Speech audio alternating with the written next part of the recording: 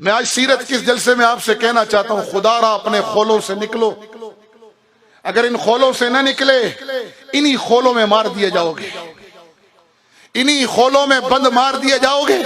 کیا ظلم ہے؟ جو تبلیغ میں نکلا ہے وہ جہاد کی مخالفت کر رہا ہے، جو جہاد میں نکلا ہے وہ مدرسوں کو ٹیڑھی نگاہوں سے دیکھ رہا ہے اور کہہ رہا ہے یہ کچھ نہیں کر رہے، اور جو مدرسوں میں بیٹھا ہوا ہے وہ مجاہدین کا انکار کیے بیٹھے ہیں، اور جو جہاد میں نکل جائے وہ خانقاہوں والے سیاست والے فلاحی کاموں کا۔ یہ کیا ظلم برپا ہے؟ تم نبی کی امتی ہو یا کسی شعبے کے غلام ہو؟ تم نے رسول اللہ کی غلامی کا توق پہنا ہے یا کسی شعبے کی غلامی کا توق پہنا ہے؟ اگر یہ کام تم اپنے باپ کے گھر سے لائے تھے پھر لڑو، کیونکہ یہ تمہارے باپ کی جائیداد ہے۔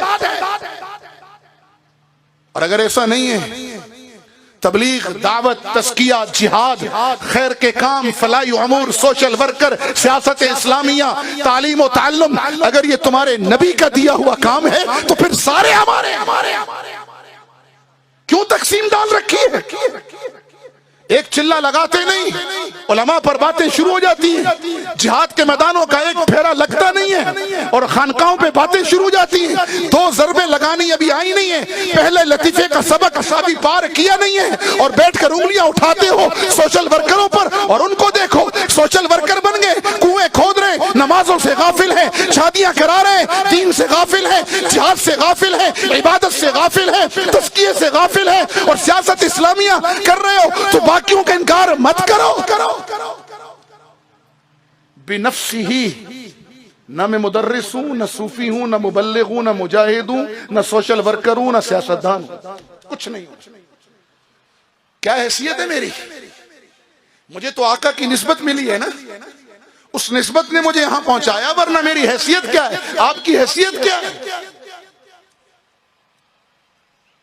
نکلو ان خولوں سے، جوڑ کے مینڈک مت بنو، تم تو رحمت للعالمین کی امت ہو، تمہیں پوری دنیا کی ہدایت اور غلبہ دین کے لیے نکالا گیا۔ تمہیں کہا گیا کنتم خیر امت اخرجت للناس، تمہیں کہا گیا ہے کہ لیظہرہ علی الدین کلہ، تم جوڑ کے مینڈک بنے ہوئے۔ تبلیغ اگر تمہارے باپ کا، میرے باپ کا کام ہے تو پھر لگے رہو، پھر سب کا انکار کر دو۔ جہاد باپ کے گھر سے لے کر آئے ہو تو سب کا انکار کرو، ایسا نہیں ہے۔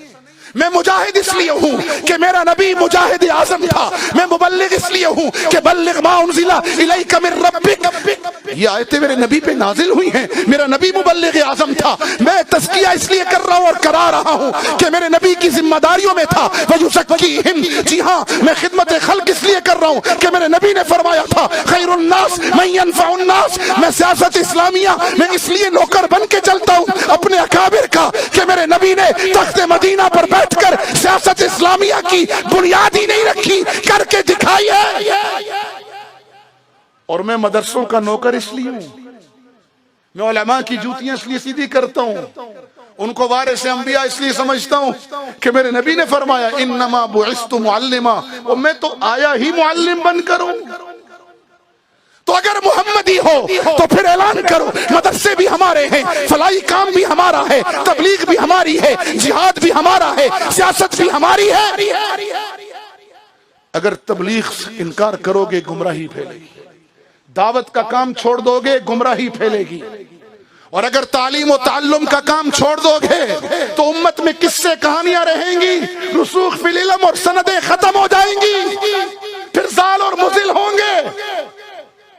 اور اگر تزکیہ نفس چھوڑ دو گے لوگ شیطان سے بڑے نفس پرست بن جائیں گے، اور اگر جہاد چھوڑ دو گے تو 1.5 ارب ہو کر بھی ذلیل ہو جاؤ گے، اور اپنے بھائی کے منہ میں خود نوالا نہیں ڈالو گے تو کافر این جی او نوالا ڈالیں گی، ایمان لے جائیں گی۔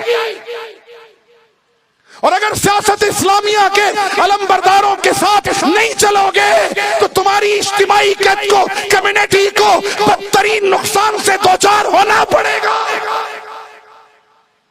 سمجھو بات کو، نکلو جغرافیہ پرستی سے، نکلو قومیت و صوبائیت اور فرقوں کی لعنت سے،